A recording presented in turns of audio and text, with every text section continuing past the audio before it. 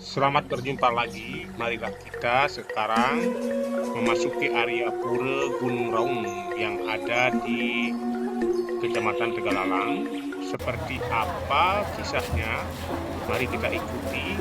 Kita akan melihat sesuatu yang unik yang ada di pulau ini, seperti misalnya kebogan atau jerimpan yang unik tidak kita temukan di tempat-tempat lain. Dan sejarah tentang Pura Gunung Raung ini, marilah kita simak berikut ini. Pura Gunung Raung ini berada antara Banjar Tarokaja dan Banjar Tarokelor. Pura ini jadi tepian dari kedua banjar itu. Dusun Taro ini berada di Kecamatan Tegalalang Kabupaten Gianyar.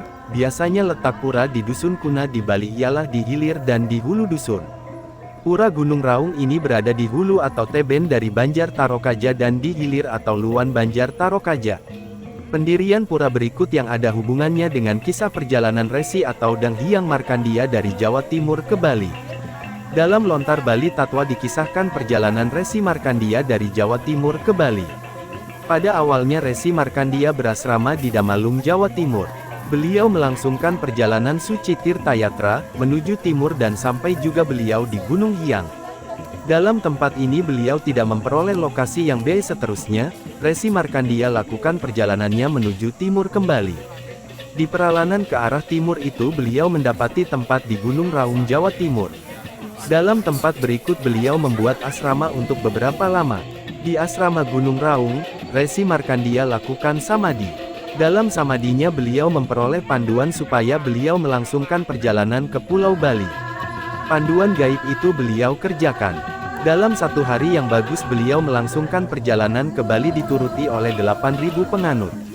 Sampai di satu tempat dengan hutannya yang lebat beliau camping dan membuat area pertanian. Tetapi entahlah apa sebabnya sejumlah besar penganut beliau terkena pandemi penyakit dan wafat. Tinggal cuman 4.000 penganut saja. Resi Markandia kembali pada Jawa Timur minta panduan pada Si Hyang Pasupati. Sesudah lewat samadhi Resi Markandia memperoleh panduika. Kekeliruannya ialah tidak mengaturkan sesaji untuk minta izin merabas rimba. Kemudian Resi Markandia kembali lagi ke arah Bali dan lagi ke arah Gunung Agung atau disebutkan Ukir Raja. Beliau dituruti kembali oleh pendamping yang disebutkan Wong Age. Sampai di Gunung Agung beliau melangsungkan upacara dengan menanam panca datu di Besaki yakni di Pura Basukian saat ini. Kemudian baru beliau membuat tempat pertanian dengan berhati-hati untuk meningkatkan kehidupan agraris. Peningkatan area pertanian lagi dikerjakan oleh kelompok Resi Markandia sampai ke Gunung Lebah. Sampai ke Dusun Puakan, di dusun berikut beliau melangsungkan pengaturan kehidupan petani seperti pembagian tanah, dan lain-lain. Dusun itu lagi namanya Dusun Puakan. Ada pula beliau melangsungkan pembukaan area pertanian sampai di Dusun Sarwa Ada.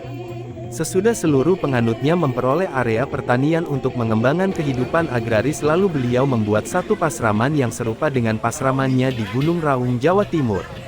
Kemudian kembali lagi Resi Markandia memperoleh beberapa kesusahan. Karena itu Resi Markandia kembali pada Jawa Timur dan melangsungkan samadhi. Selanjutnya kita akan masuk ke salah satu pulau lagi, yaitu di Pura Gunung Kawi yang juga ada di Desa Sebatu, Gianyar.